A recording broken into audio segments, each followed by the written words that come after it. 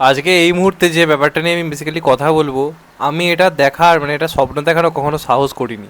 Seriously মন থেকে বলছি, এগুলো কোনো কল্পনাই করা যায়নি। আজ থেকে 2 বছর আগে আমি যদি কোনো ভিডিওতে এরকম একটা ইচ্ছে প্রকাশ করতাম, সবাই হা হা করে হাসতো যে আমি বলছি যে আমার একটা এরকম স্বপ্ন রয়েছে জিদ্দা বলিউডে কাজ করতে যাক, নেটফ্লিক্সের একটা বেন সিরিজ লিড পার্ট করুক এবং সেটা কয়েক মুহূর্তের মধ্যে সব রেকর্ড ভেঙে দিক। এইসব কথা আমি যদি বলতাম, আমাকে সবাই ফ্যান ক্যাটারার বলতো, কিছু মানুষ রয়েছে যারা এটা নিয়ে ভিডিও করে আমাকে রিপ্লাই দিত।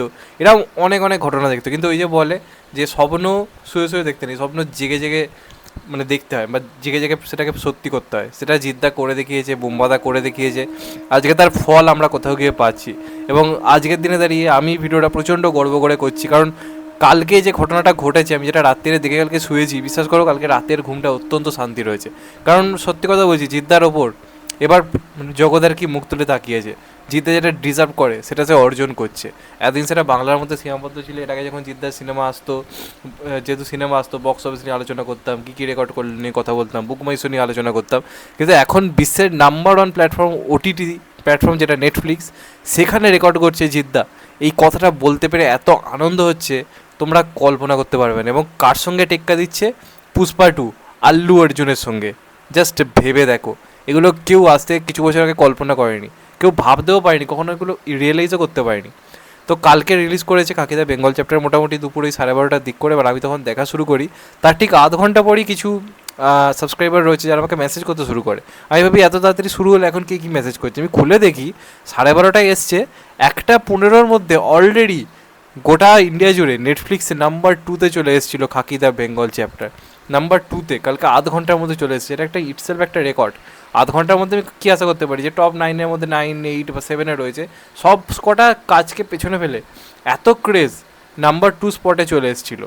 এবার আমি যখন সিরিজ দেখাটা শেষ করি, মোটামুটি বিকেলের তারপর রিভিউ করি, তার মধ্যে থেকে অলরেডি আমাকে অনেকে পাঠিয়ে দিয়েছে যে এটা নাম্বার 1 স্পটে চলে গেছে।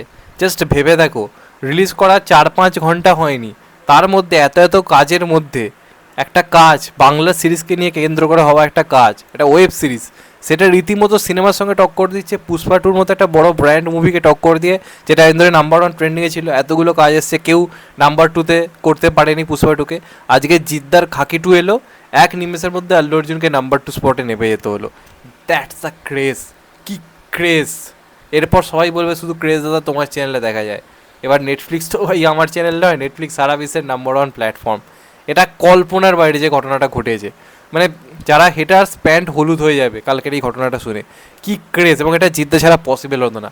আমি জানি বুম্বাদা রয়েছে, বুম্বাদারও একটা হিউজ ক্রেজ রয়েছে, কিন্তু বুম্বাদা এর আগে স্পার্ক করেছে, জুবিলি করেছে, তো সেইগুলো কি এত ক্রেজ তৈরি করতে পেরেছিল? এতটা ক্রেজ কিন্তু তৈরি করতে পারিনি। আমি আবার বলছি যে বুম্বাদার পারফরমেন্সকে আমি অ্যাপ্রিসিয়েট করছি, তিনি ফাটিয়ে রেখে দিয়েছেন। কিন্তু এই যে ক্রেজটা, এই যে ইনস্ট্যান্ট ক্রেজ, সব জায়গাতে আসছে, রেকর্ড ভেঙে দিচ্ছে, ইউটিউবে ভিউজে রেকর্ড করে দিচ্ছে, নেটফ্লিক্সে আসছে, আগুন লাগিয়ে দিচ্ছে, এটা কিন্তু জিদ্দার জন্য পসিবল হয়েছে। কারণ গোটা বাংলায় তুমি জিদ্দার লাভার্সও রয়েছে এবং হেটার্সও রয়েছে, কিন্তু প্রত্যেকে জিদ্দার কাজকে ফলো করে, যে কারণে জিদ্দার ট্রেলার এলে সবসময় থেকে ভিউজ মারাত্মক হয়। এবং সোশ্যাল মিডিয়ায় জিদ্দার ক্রেজ আমরা সবাই জানি। তো যাদের প্রশ্ন ছিল এই সাবস্ক্রিপশান নিয়ে আদৌ নেবে কি নেবে না, এত কিছু কথা, কাল তো অলরেডি সব রেকর্ড ভেঙে দিয়েছে। এত ক্রেজ, এত সাবস্ক্রিপশান হয়েছে কালকে, যে রিসেন্ট কোনো সিরিজের জন্য নেটফ্লিক্সে এমন ক্রেজ দেখা যায়নি। যে কারণে এই প্রথমবারের জন্য হয়তো কোনো সিরিজ রিলিজের মাত্র 4-5 ঘন্টার মধ্যে নাম্বার 1 স্পটে চলে এসছে ট্রেন্ডিং লিস্টে, এবং সব থেকে নাম্বার 1 ট্রেন্ডিং থাকা সিনেমা পুষ্পা 2কে পিছনে ফেলে দিয়েছে। জাস্ট ইম্যাজিন, কি পাগল করা ক্রেজ, আনবিলিভেবল ক্রেজ, কোনো সন্দেহ নেই। এটা মাতিয়ে রেখে দিয়েছে, আগুন করে দিয়েছে, জাস্ট পাগল করে দিয়েছে। এবং গোটা ভারত জুড়ে জিদ্দাকে নিয়ে শুধু চর্চাটা দেখো কী লেভেলের হয়। কারণ তারাও তো দেখছি যে বাংলা থেকে কে এত বড় সুপারস্টার যে এলো, এত কিছু করে দিল, এত ভয়ঙ্কর কাণ্ড ঘটে দিল। এর আগে তো মালায়ালাম ইন্ডাস্ট্রি থেকে, কান্নাড় ইন্ডাস্ট্রি থেকে কত সিরিজে এসেছে, সেখানকার তো অনেক বড় মুভি ছিল, কেউ তো নেটফ্লিক্সে ট্রেন্ডিং আসতে পারেনি। তাহলে এটা কে? বাংলা থেকে এটা কে এত বড় সুপারস্টার যে এলো, এত কিছু করে দেখিয়ে দিল? জিদ্দাকে নিয়ে চর্চাটা শুরু হবে গোটা ভারত জুড়ে, যেটা সব থেকে বেশি ইম্পর্টেন্ট ছিল।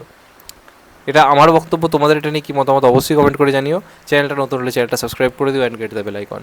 ভালো থেকো সবাই, টেক কেয়ার, নমস্কার, আবার দেখা হবে। এখন তো বাই, সবাই ভালো থেকো, সুস্থ থেকো, নমস্কার, টেক কেয়ার, আবার দেখা হবে, ভালো থেকো।